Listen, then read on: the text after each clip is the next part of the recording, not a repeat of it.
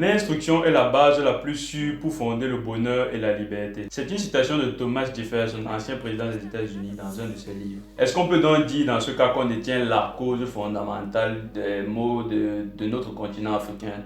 Non, je ne pense pas. Mais dans tous les cas, il s'agit d'un problème fondamental et profond de notre continent. La question aujourd'hui est donc de qualifier le niveau d'instruction de nos populations en Afrique, de donner les répercussions qu'il a sur le développement du continent et d'apporter des solutions qu'on pourrait entrevoir avec les situations qu'on a aujourd'hui. Je ne vais pas te retenir plus longtemps, donc comme d'habitude, reste jusqu'à la fin et on se retrouve après la discussion. Bienvenue à tous, bienvenue dans la série de vidéos le point de vue des étudiants africains sur leur continent. Et aujourd'hui, on va s'attaquer on va continuer sur l'aspect social. Et le sujet en gros aujourd'hui sera quel est le niveau d'instruction des populations en Afrique et quels sont les impacts positifs et négatifs et quelles sont les solutions qu'on pourra apporter. Moi, ce que je peux dire, c'est que quand j'entends un sujet comme ça, au niveau d'instruction, tout de suite, ce qui me vient à l'esprit, c'est que c'est chaud. C'est chaud, pas pour qualifier le niveau d'instruction, mais pour dire que apporter une réponse à ça, pour moi, de première vue, c'est chaud. Ouais. Attends, pourquoi tu compares bien la même chose? Instruction, genre là à l'école. Oui, au niveau avec ça, l'éducation de base, lit écrit. Moi, je veux dire que c'est comme l'argent en fait. C'est-à-dire que si tu veux trouver des gars bien friqués, tu vas les trouver. Même comme la plupart ne sont pas bien friqués. Du coup, ces gars bien friqués c'est-à-dire avec beaucoup d'argent quoi. Oui. C'est-à-dire que ces gens vont majoritairement partir à l'école. Ce qui fait que si tu veux partir en Afrique, tu veux trouver de très bons niveaux, tu vas en trouver. Que ce soit dans tous les pays, même les pays réputés pour être les moins instruits. Mais il faut quand même on remarque quand même que la majorité des populations ne sont pas instruites, surtout dans ce qu'on appelle souvent le pays profond. C'est-à-dire que tu vas voir dans les capitales, on va dire presque tout le monde part à l'école et tout. Et quand tu vas rentrer dans les villages à 50 km seulement de la capitale, tu vois que c'est plus le même univers, comme je disais, sur le plan social, c'est plus du tout pareil. Les enfants partent au champ, d'autres. Bref. Pour la plupart, on va dire, je n'ai pas les chiffres en tête, mais pour la plupart, il y a un très fort taux d'analphabétisation. Moi, je rejoins ce que Marco a dit. Je pense que le niveau d'instruction est aussi divisé, on va dire, si on veut faire une certaine comparaison avec, je pense que ça revient un peu sur les classes sociales, en ceci que forcément, tu vas toujours trouver des personnes qui sont bien instruites, des personnes qui ont un grand bagage intellectuel, parmi ceux qui sont au passé, ceux qui ont eu les moyens pour pouvoir aller s'inscrire dans des grandes écoles, soit sur le pays, sur le territoire national ou bien ailleurs à l'étranger. Et tu vas trouver des personnes aussi qui, par défaut de moyens, n'ont pas pu aller avoir des études adéquates, bien se former, et au lieu de ça, sont allés plutôt finalement dans des secteurs plutôt informels, sont allés travailler pour pouvoir subvenir aux besoins, quoi. Du coup, je pense que c'est assez mitigé au niveau de l'instruction. Moi, j'ai un problème par rapport aux réflexions parce que vous parlez juste de niveau études. Pourquoi forcément le développement devait se faire par rapport à ceux qui sont allés à l'école? On pourrait trouver un truc pour ceux qui n'ont pas eu la possibilité d'y aller. Déjà, ceux par exemple, ceux qui vont au champ, on peut créer une plantation pour qu'ils puissent, par ça, avoir des revenus. Ouais. Par exemple. Oui, mais c'est-à-dire ressentons le débat parce que en fait, quand tu es inscrit pour ça. Je comprends bien ce que tu dis, tu vois. En fait, niveau d'instruction ici, c'est pas l'instruction au sens. Ils vont avoir des revenus, tu vois, mais est-ce qu'ils seront vraiment instruits parce qu'on leur a donné une part de champ? Non, ils ne sont pas instruits, mais je pense que leur descendance, ils vont pouvoir amener leur descendance à du coup, toi, c'est pour toi, tu dis une solution. T'inquiète pas, on va arriver aux solutions. Pour l'instant, je veux juste connaître quelles sont pour vous, quelles sont les répercussions qu'on peut avoir par rapport au niveau de l'instruction et ce que ça représente, quoi. Je pense parce que je pense que là, si on va filmer, mais parce que là on est en train de parler, si on fait table ronde, on dit à cet instant ici, on prend tout le monde à la même époque. Parce que là, je prends Charles et dit certaines personnes vont travailler après. Mais si on va à la même époque, on dit à cet instant, si on met tout le monde au même pied et on dit maintenant là quel niveau d'instruction, forcément il y aura des niveaux différents. Et le fait d'aller au champ et tout. Bon, moi ce que je peux dire, c'est déjà, si on prend le niveau d'instruction, si on fait le lien avec le niveau d'alphabétisation, c'est évident. Bon, quand je dis c'est évident, il y a forcément des hauts, il y a des bas. Maintenant, s'il faut comparer le taux global en Afrique par rapport au taux des autres continents, on a pour le moment le taux le plus faible. Et maintenant, si on prend instruction, ce qu'on attend par niveau d'instruction, si on essaie de mettre quelques critères de performance. Toi, là, j'ai dit lire et écrire. Et toi, quand tu as pris la parole, on a tout de suite vu le volet grandes études, grandes écoles sur ajouter dessus. Tu vois. Donc, si on dit que on peut se limiter à juste lire, écrire, genre CM2 par exemple. Là, je pense que voilà, on peut généraliser comme ça. Mais après, grandes études, s'il faut passer aux grandes études, je pense que les chiffres sont encore différents du simple niveau d'instruction dont je pense que tu ne voulais pas. Du coup, si on veut se fixer une base et discutons à partir d'une base, disons que actuellement, si le niveau d'instruction, on ne se base que sur le fait de lire, écrire et savoir parler correctement la langue. Pas dire la langue. Pas la langue maternelle, parce que c'est un truc inné. Parler sa langue maternelle quand tu es né dans un environnement ou bien un environnement où on la parle bas. Je ne vais pas dire forcément, mais c'est très facile pour toi de la parler.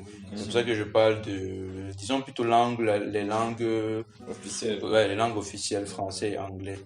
En termes de ces langues-là, si on veut caractériser le niveau d'instruction comme ceux qui savent les lire, les parler, les écrire.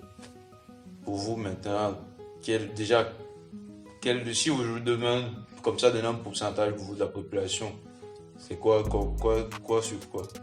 Après, quand tu dis parler anglais-français, est-ce que tu dis parler le bilinguisme ou bien tu dis pas parfaitement, mais déjà avoir au moins un des deux. Au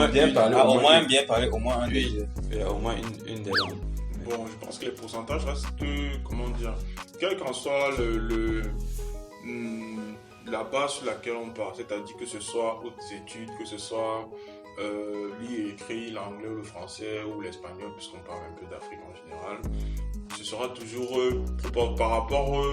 Prends 100 personnes, tu 100 personnes. En fait, moi, le problème, c'est pas au niveau du chiffre, c'est au niveau de ce que ça représente face aux autres continents, en fait. Je pense que si on regarde sur tous les autres aspects, parce qu'en soi, même sur 100 personnes, tu vas prendre 60 qui savent lire et parler. Et dans les 60, c'est là où on va regarder les hautes études. Donc, c'est toujours une sorte de proportion conditionnelle. Donc, quel qu'en soit l'univers qu'on prend, on a l'impression que l'Afrique est toujours un peu plus en retard. Pourquoi pour vous, on est à ce niveau-là? On va pas passer par quatre chemins. L'Afrique a connu une histoire assez tragique, on va dire. Donc, ce qui fait que déjà on a perdu les repères parce que là on est en train de parler français, anglais. Voilà, maternelle c'est le même Jumbo. Donc, je sais pas, je pense que je dois d'abord. Bon, bref, juste pour dire que déjà on est dans un autre paradigme là où on se retrouve à vouloir maîtriser déjà des langues qui ne sont pas les nôtres. Ce qui fait que j'estime que déjà c'est difficile d'apprendre une langue qui n'est pas la tienne. Ouais, donc moi je prends déjà ça comme raison. C'est un obstacle. Donc pour vous, si par exemple, je ne vais pas dire l'école ou bien l'institution scolaire donnait des cours, bien tout ça en langue maternelle, en langue locale. Distribué en langue locale, genre par exemple si on va à l'ouest à Baganté, on donne les cours par exemple de maths à Medjumba, tu estimes que les enfants. C'est pas ce que je voulais dire en gros. Ce que je voulais dire, c'est que l'école même est différente, même pas seulement au niveau de la langue, même pas l'école en soi, l'instruction en soi est différente de ce qu'on aurait eu si on n'avait pas eu cette histoire-là. Donc c'est juste ça que je veux dire. C'est juste que cette histoire nous a impacté et nous a retardé parce qu'on n'a pas eu le temps d'avoir nos propres repères et on est obligé de calquer le repère de l'autre et de se l'approprier. Je pense qu'il ne faut pas du moins se replier. Dire par exemple c'est la faute à l'histoire, c'est vrai, mais pas que. Tu as évoqué tout à l'heure le point des langues locales, tu vois. Pour moi, ça, c'est un vrai obstacle parce que, comme je disais tout à l'heure, si tu vas dans un village, tu donnes un coup de maths à Mujumbo, tu as beaucoup plus d'enfants qui vont comprendre de quoi il s'agit. Parce que certainement, utiliser une langue, ce n'est pas faire du mot-à-motage. Donc, si tu veux donner ton coup de maths à Mujumbo, tu vas prendre des exemples liés à la langue, donc liés à la culture. Donc, certainement, les gens vont beaucoup plus comprendre. Ici, il faut voir les gens qui vont pouvoir lire, parler, s'exprimer. Ça sera beaucoup plus facile, en fait, pour beaucoup plus de monde d'avoir accès à ces connaissances-là. Et donc, à côté de ça, je vais donc rajouter la partie politique, la partie, l'héritage colonial qu'on a reçu, qui a donné une certaine direction à l'éducation, qui, après l'indépendance, n'a pas forcément évolué et tout. Donc, tous ces facteurs, forcément les divisions, les accords entre les différents groupes, tout ça a contribué à nous freiner. Bien de faire la transition. Du coup, maintenant, comme tu as donné, est-ce que justement donner les cours maintenant en langue locale serait une solution? C'est une manière de vous demander quelles seront maintenant pour vous les solutions pour faire en sorte qu'on ait une population plus instruite, quoi. Ok, Alors, je réponds. Bon, bon, vous avez peut-être donné des cours en langue locale. Pour moi, évidemment, je pense que c'est bien de maîtriser sa langue natale et tout. Mais donner des cours en langue locale, est-ce que ce serait une solution? J'ai un avis très mitigé par rapport parce que, donner ces cours en langue locale, tu vas apprendre quelqu'un à faire des mathématiques ou à faire sa langue locale et tout. Le problème, c'est qu'il faudra tôt ou tard qu'ils connaissent au moins les langues internationales, les langues qui lui permettent de faire du business, qui lui permettent de travailler l'anglais et tout.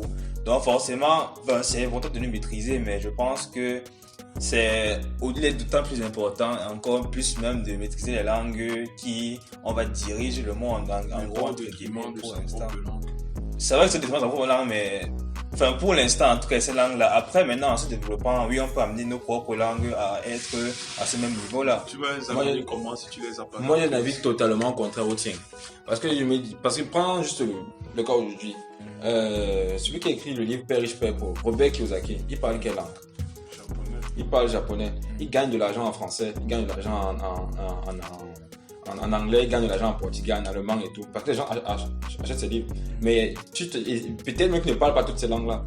Donc il me dit, tu peux bien parler Mujumbo, ma langue locale. Puis tu gagnes ton argent en chinois, en allemand, en français, en toutes les langues que tu veux.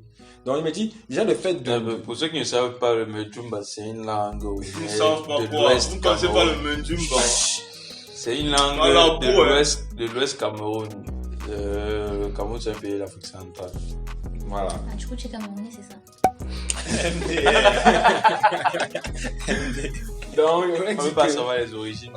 Voilà. Ils ont des... Donc le bled dit que si déjà l'école est traduite en Mujumba complètement, en fait les gens auront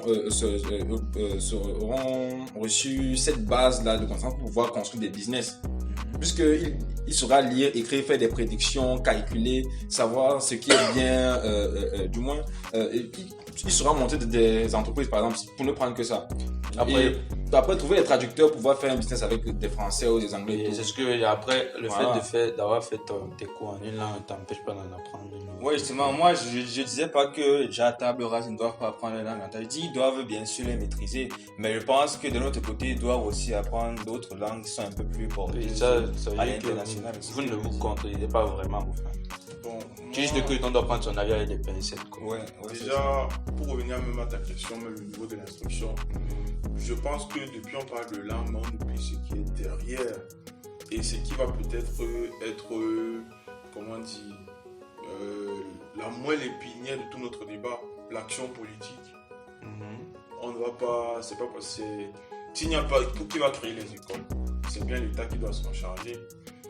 Et comment dire, le niveau d'instruction en clair, c'est au niveau de l'État, c'est au niveau du gouvernement que tout ça doit se jouer. Mais c'est discutable. Déjà, je ne veux pas comprendre le débat politique.